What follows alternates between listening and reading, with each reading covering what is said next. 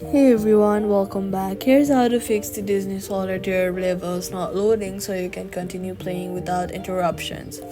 First, check your internet connection. A stable connection is required to load levels, so switch between Wi-Fi and mobile data if necessary. Then swipe up on the bottom of your screen, look for the app and close the app completely.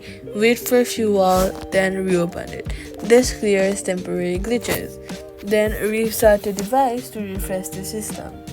Next, head over to your App Store or your Play Store, search for the Solitaire app, and install the latest version of Disney Solitaire.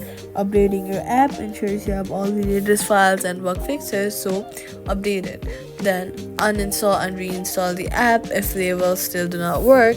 Make sure to log in Make sure to log in into your connected account to restore progress.